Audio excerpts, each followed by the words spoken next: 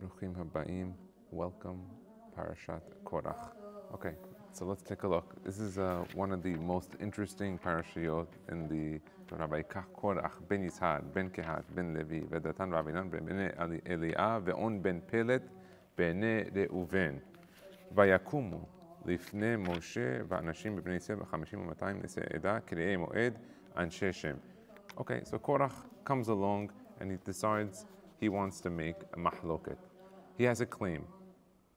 I think the first thing that before we go into what happened here is what was his issue? And did he have a good issue? So his claim to Moshe Rabbeinu begins that Moshe Rabbeinu, look, you're the leader, you're the Navi, you're the king. You made your brother Kohen Gadol. Since you made your brother Kohen Gadol, it's only right that the next person in line to get any other position would be me. Let me show you. In the back of the book here, it has the four brothers, which it explains it very well so you could kind of see it. So I'll quickly show it here so I could see it. But take a look here. If you see here, you had Amram, Yitzhak, Hebron, and Uziel. You had the four brothers, okay? They're all the children of Kehat. So you have Moshe Rabbeinu, he becomes the leader. As the leader, he's the king. Then you have Aharon, he becomes Kohen Gadol. Now, so far, everything's okay. The issue that Korach has, the next one in line that you see here, is that he says that why did you make the leader of the entire tribe of Levi, of the family of Kehat, Elitzaphan ben Uziel? He said, you should have made me. I was the next one in line. And he makes a claim now to Moshe Rabbeinu. He says to him, if you're skipping over me, that means that maybe Aharon's not supposed to be Kohen Gadol. I want the position for Kohen Gadol. And he makes a big claim to Moshe Rabbeinu. What's interesting, before we begin on Korach, is we have to understand that Korach was a tremendous Talmid Chacham. He was a Gaon. Just on what Rashi tells us on how much money he had 300 donkeys that only had the keys to the treasure chests that held his money. Now, why is that such a big hadush? Tell me, okay, all the Jews left Egypt. Yeah, but you didn't. If you read into the lines, all the tribes worked. They were all business people. They were slaves, but they were in the business in the marketplace. The only tribe who didn't work with the Kolel guys was Shevet Levi. Korach is from Shevet Levi. The fact that he was able to pull off a stunt of walking out of Egypt with any money for that matter, in and of itself was genius. Meaning, you got to figure yourself, a bunch of people in BMG, in Lakewood, all they do for their whole life, they're only learning. The guy's 89 years old, all he does is learning. Okay, we're making aliyah, we're all leaving. We're all getting out of the country. Okay, all the business people, they figured out how to, everyone's got diamonds, gold, silver, they all figured out how to get stuff out. So the 89-year-old guy, Kolel guy, he moved out to $700 billion. What? What? I'm working my whole life. I pulled off this. How did this guy pull? That in and of itself showed you the gadlut of Korach. Now that was in the business side. Now Korach makes a claim. Now a lot of people think, Moshe Rabbeinu answering the claim in and of itself shows that he had legitimacy. If me or you or anyone else in this generation were in the desert, and we said anything to Moshe, a wind wouldn't come, the earth would not open, nobody would listen, and Moshe would not even answer. It's important to know, there was a story of a rabbi that lived in Israel, and the rabbi went to one of the Rashi Kolalim, and he told the Rashi Kolalim, he says, you don't believe it. Cham Ovadia, he argues on a lot of different poskim in Yabia Omer. He says, but if you look, he doesn't argue on me. It must mean I must be so great that even on me, Cham Ovadia never argued. So the Rosh Kolel tells him, I don't understand. What are you saying? He says, yeah, I write Sfarim, and not even one time, if you look in Yabia Omer, Cham Ovadia didn't even mention me and argue on me. Well, on the Ben Ish Hai, he argues. On this rabbi, he argues. On the Hazon Ish, he has opinions. But why on me? He never argued. It must mean that I must be greater. The guy said, no, you don't understand, Habibi. He says, not that you're greater. He says, you're not even on the same wavelength. You're not making it into the book. And I think the message here that people just as a short point, we're going to get to On ben Pelet. On ben Pelet is one of the guys that's in the crowd of the 250 that Korach ends up putting together. On ben Pelet's wife wants to save him. So what does she do? She realizes that Korach is having an issue. So she says, you know what, I'm going to sit outside of the house and I'm going to take off my head covering. And when they come around, they'll see and they'll make a decision. So they come around, they see On ben Pelet, they look outside the house, they see his wife. They pick up, Korach picks up, runs away, never sees the guy again, doesn't talk to him, completely disqualifies him, his whole family, from the entire mahloket. Now, just as a side note, well, when you or I, one of our friends or wives don't cover the hair, well, do we even make a calculation of any sort, of any type of sort, that we wouldn't talk with him because of that? No.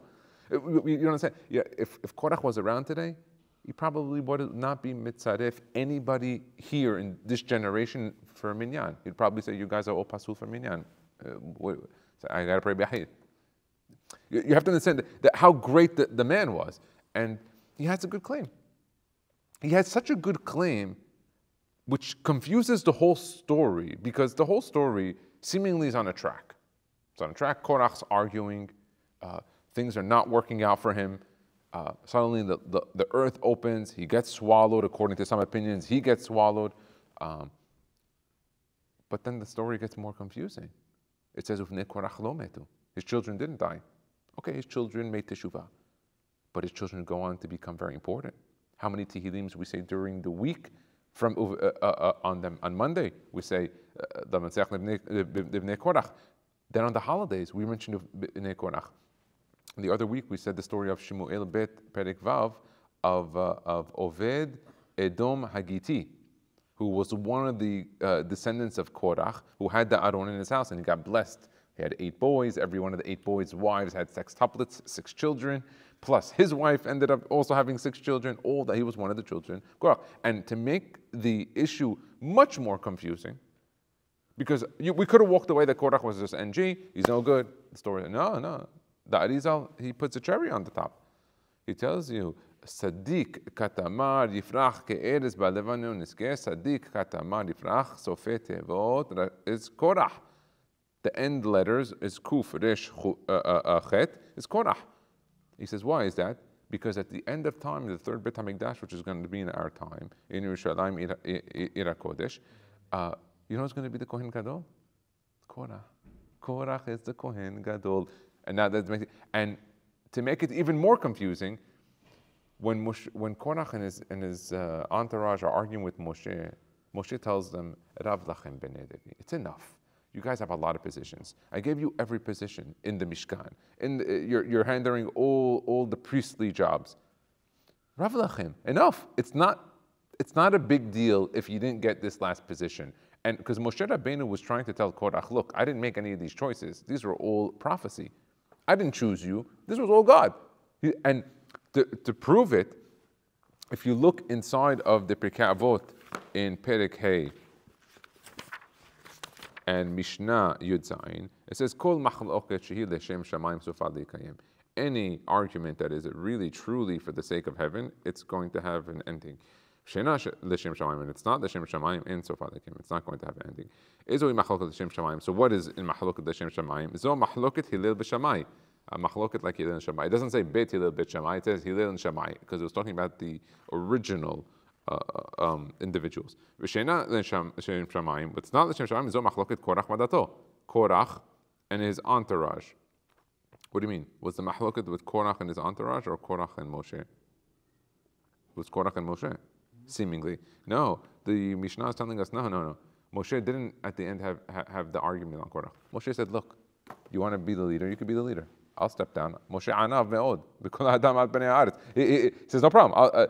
He says, whatever Hashem says, I'll give it to you. You can have anything you want. Not me. You can take it. He says, listen, you guys all 250. You guys put all stick inside of the Mishkan. Whatever flowers, whatever buds. Yeah, you guys are in charge. Don't get me involved. I don't want to get in this mahloket over here. And so it wasn't him. So what do you mean Korach ve'adato? Before we answer this, let's go back to the issue of Moshe. Moshe tells him, Rav lachem, it's enough. And then later on in Parashat Vayet Hanan, Moshe Rabbeinu's, after 40 years, He goes and he beseeches God. Now, after these 40 years, I want you to picture Moshe now. He's 119 years old. The story of Korach, that was 39 years ago. Everyone in that generation is gone. Each and every year on Tisha B'Av, they would sleep in the graves, and a part of them would wake up, a part of them would not. He's at year 40. There's only 15,000 left of the old world. Everyone has already passed. They're gone. Korach's gone. Datan Abiram's gone. Everyone is from the new world, new generation. God had cursed the men that they were not going to see the land because they spoke bad. And Moshe makes his last request, 514 prayers. I want to go in the land. And the Gemara tells us, Berav biser, berav bisru. You told your own tribesmen, your own landsmen, your own clan, Rav lachem b'nei Levi. Berav biser, berav bisru. God told them the same thing. He tells them, Rav lach, al tosef davar hazeh. He tells them also the same words, Rav lach. It's enough. You had a long run, 120 years serving. It's okay. We can end it right here. And the Mikubalim make a whole thing of Rapach. Rapach is the type of all the nitzotzot that have to be collected in 280 and 88, and then they only had Rav. Okay, that was a whole other thing. But what do you mean Korach va'adato? What's mahloket Korach va'adato? Who was Korach arguing in his Edah? So Korach and the 250 had a little bit of an argument. Who were the 250? Let's identify them. There were the heads of the 1,000 group that Yitro had recommended for Moshe.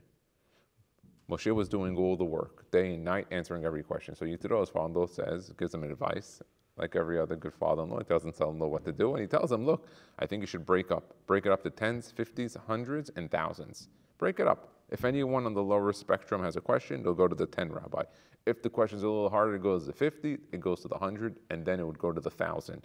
And then if it can't make it to those 4 in the hierarchy, then the question will be brought to you. And then if you can't answer it, you bring it to God. So we have a little bit of leeway. You're not going to get too many questions now, most of them. Korach got all the 1,000 head rabbis and all their students. That's a big chunk. 250 of the rabbis and the 1,000 students of each one is 250,000 men between 20 and 60. He already has almost 40% of the 600,000 men. Unbelievable. It's a blockbuster. But what was he arguing? Korach says, look, I want to be Kohen Gadol. I want the position. I want more Kedusha. You know, what was his job, Korach? Korach's job says, Bakatef Yisau. He used to carry the Aron on his shoulders. You know, there's a story in the Navi in Shmuel Bet Perek Vav of Uzzah, the son of Avinadav, who touched the Aron when it was falling off of a wagon, and by just saving it, he just wanted to save it because he had touched it, he has a heart attack and dies on the spot because he wanted to save it. Now, what was Korach's daily job was to carry it. Now, if you and I looked at the Aron with the side of our eye in the wrong way, where we thought of a wrong thought while looking at the Aron, the guy had us on the spot, he dies. He's thinking about the wrong thing next to the Aron, he dies. If someone walks within 4 amot of the Aron, now what's his job, Korach? Korach carries this. That's his job. He's carrying it. Now, Korach makes this assumption through Ruach HaKodesh that he's going to have a grandchild that's Shakul Kemoshe Aaron, and he's right. He's right. He just made a miscalculation in how it was seen, the prophecy. Now, mind you, I don't know anyone here in this generation, I don't know any rabbi, I don't know anyone that's walking around that's doing prophecies to know about what their grandchildren are going to do. Korach did that. Now, if you look, there is actually a list of things a person could do to get Ruach HaKodesh to do it. There's a list. A person can go through the list and follow it. Korach did it. Just to show you the realms that Korach had to get to even get to the level of arguing. Now, the Yismach Moshe was a rabbi who, a great rabbi from a few hundred years ago. And the story goes that he had told his grandson that he remembers his previous Gilgul of being one of the souls that had left Egypt. Now, I'm not so taken aback by such a story because there's many books people that remember their previous lives. There's a book called I've Been Here Before. My wife was reading it, talking about people that were in the Holocaust that had died and come back. Some of them came back in non-Jewish bodies, but they remember their previous lives as Jews. It's an unbelievable book. And there's many, many, many writings on this. So the Yismach Moshe mentions to his grandson, he goes, I remember my previous Gilgul of Mitzrayim. He goes, I remember working, I remember Paro, I remember Moshe Rabbeinu, Kriyat Yam Tov. He goes, wow. Wow, he goes, unbelievable. He goes, yeah. He goes, I remember the whole story with Har Sinai. We got the Torah.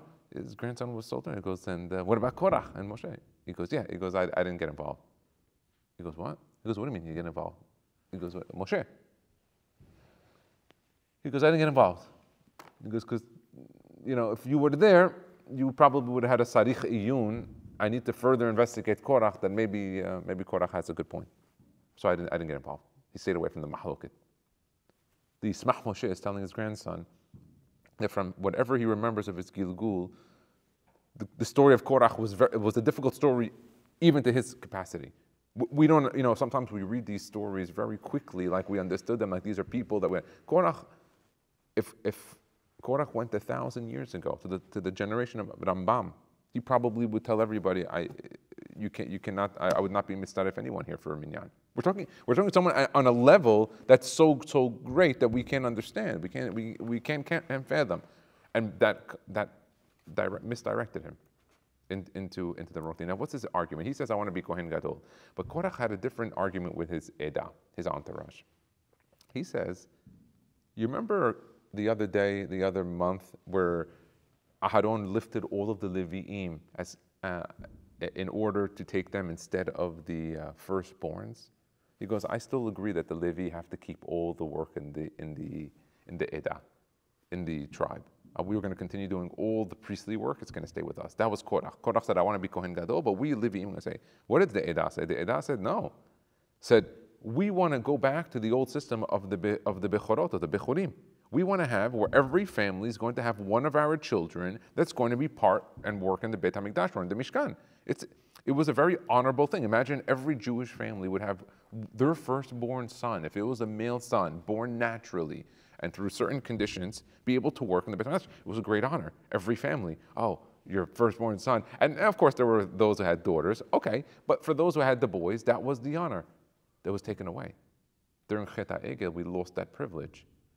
And you see now Bnei Israel, from one situation, carries itself now to Miriam. They see Miriam getting tzara'at. Then they have the Meraglim. They go to do an investigation and they come back and Moshe tells them, God's upset. You didn't talk nice about the land. They're all going to pass away and die in the land. They're not going to the land of Israel, lo aleinu. And you have to imagine what they're thinking now. Now I want you to go into the 250. I want you to think like them. Just a year ago, we were in Egypt working, and Moshe Rabbeinu, you came to save us. You promised us a lot of things, and we followed you. We came to the land. You did it. You brought us the Torah. But we just lost the land. We just lost an ability, and you just told us that we're all going to die here in the desert. We're not going to the land of Israel, lo aleinu. You just told us that all of our firstborns are completely disqualified from ever working. It's not working out, Moshe. Everything that you told us is just not coming to fruition. Korach says he wants to be holier. You skipped over him. We don't know who's right. But I want you to think now in the 250. Now, why am I telling you that? Rabbeinu Bachya says something unbelievable. He says, if you look the way that it mentions them in a terminology that seems interesting. It says, Nesi'e Eda Keri'e Moed Anshe Shem. Rabbeinu Bachya says a scary thing. He says, you know who these were? Look at this. Ele keru'e ha'eda nesi'e matot avotam. He says, you know who those were? Nachshon ben Aminadav from Yehuda. You remember him? The one who jumped in? Elitzur ben Shedeur, Shlumiel ben Surishadai, Netanel ben Suar. You know, we read them on Hanukkah. Eliav ben Helon. Achiezer ben Amishadai. Achira ben Enan. Eliasaph ben Deuel. Pagiel ben Ochran. Elishama ben Amihud. Gamliel ben Penatun. Avidan ben Gidoni. You know what ended up happening? Korach convinced them. He convinced those into the 12. Those 12 were in the 250. They were part of it, and he convinced them. And you know what the Parashat tells us? They died. Nachshon ben Aminadav fell in the issue of Korach. A lot of people don't know who were these. Yeah, you read them on Hanukkah. Korach got them all. He convinced them all. The story is not so simple. But what are we going to take out of this? There's so many complications here. It seems a very confusing story. A lot of people wanted a lot of different things. More questions and answers. More questions and answers. But first, I wanted to first get the point of view of the 250 and Bnei Israel. Why are they losing hope? Why are they depressed? They have good reason to be depressed. They're being told they're not going to live more than 40 years. The clock is ticking. They lost all their rights to work in the Beit HaMikdash. They saw Miriam. What happened to her? They saw Aharon, who's the priest, lose 2 sons. The day of the Mishkan, they're losing hope fast. And so I want you to see from their point of view, not that Korach has a claim, which seemingly he does, because he's going to be Kohen Gadol in the third Beit HaMikdash, but look at it from their point of view. Moshe Rabbeinu's the Gadol Hador, he's the Navi of the generation, and he doesn't have the answers. Things changed. So a couple of things. I think the first thing is the mahloket at the end ended up taking down a lot of people. It says it took down the men, the women, the children, all their money, all their property, everything went down. And I think one of the core things of the mahloket is that mahloket takes everything, even those that seemingly shouldn't have fallen. While in situations of Bedin Shel Mala, maybe they don't judge till 20, Bedin Shel Mata, Bedin Shel Mala, Bedin Shel Mata, they have different ages, 13, 20. When it comes to mahloket, the Satan gets full authority to really do what he wants.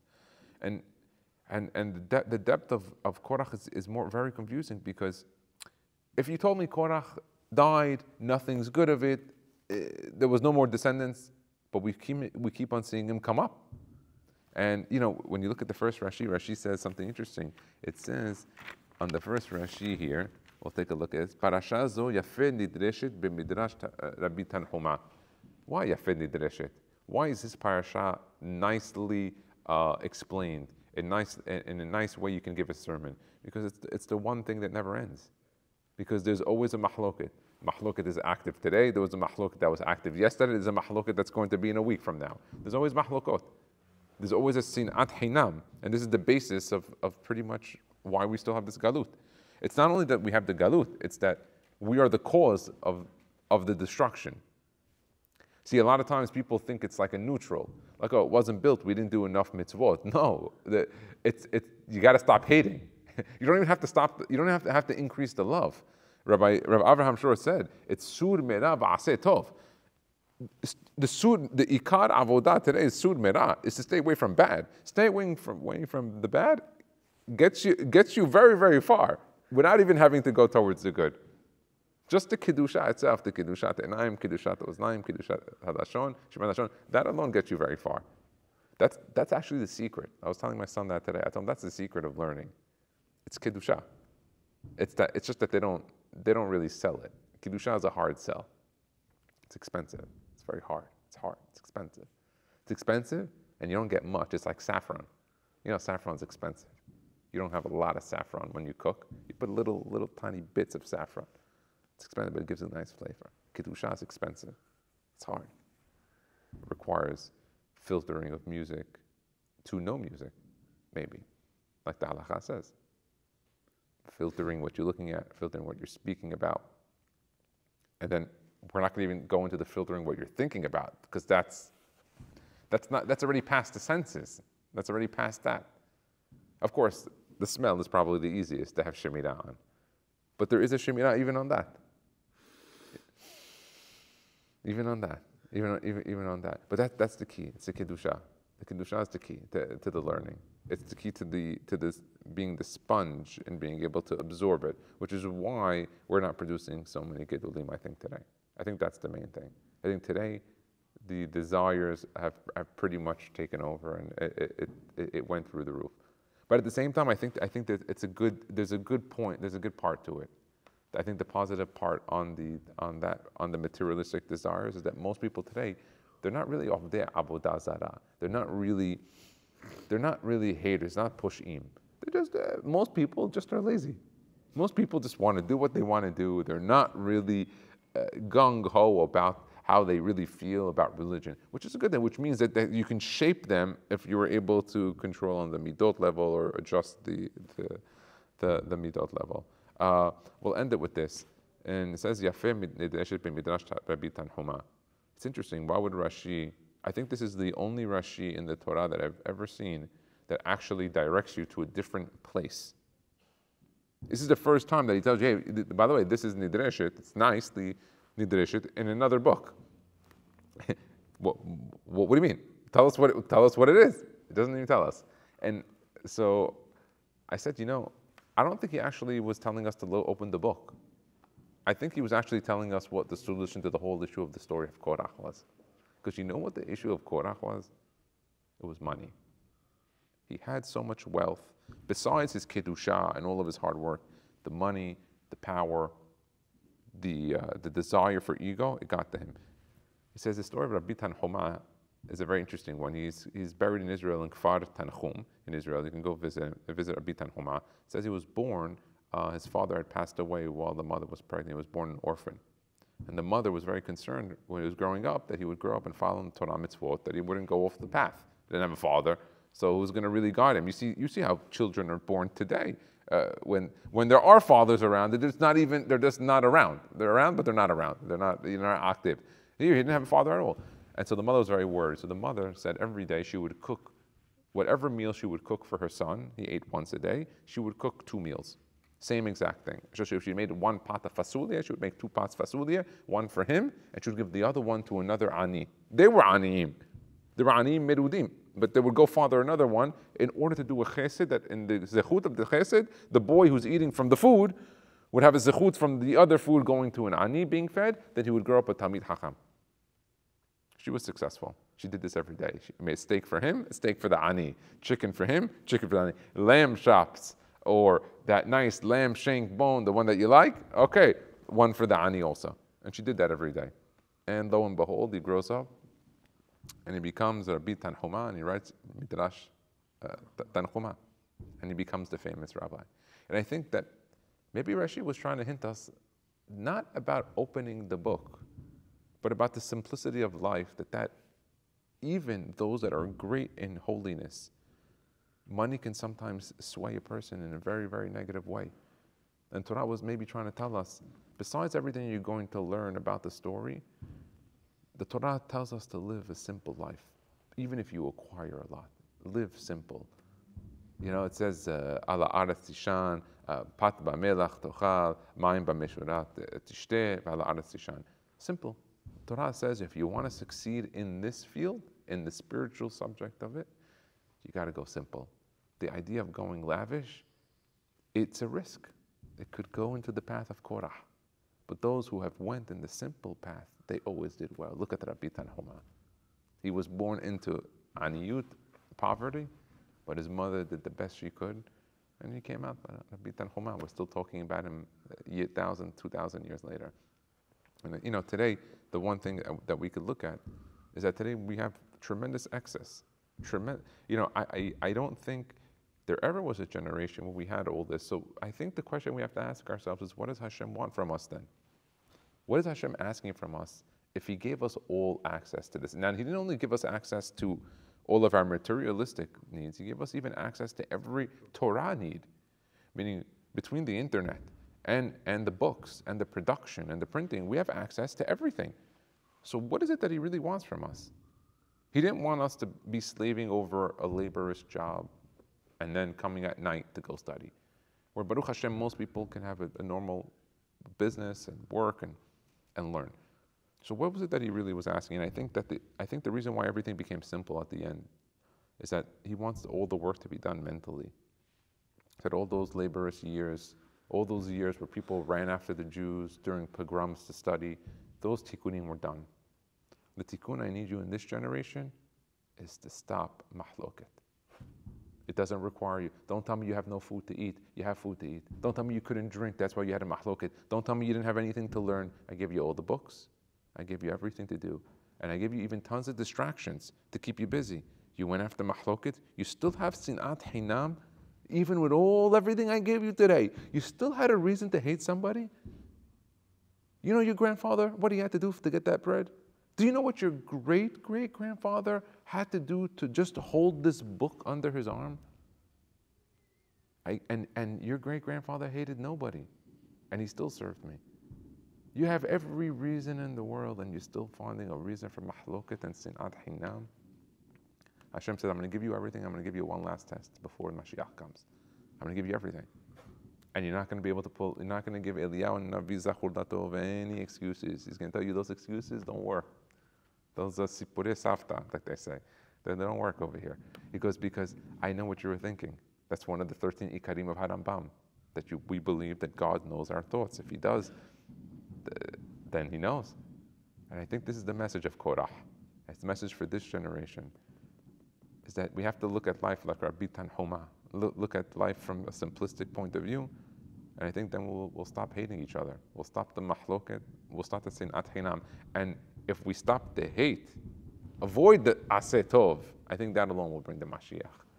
Amen.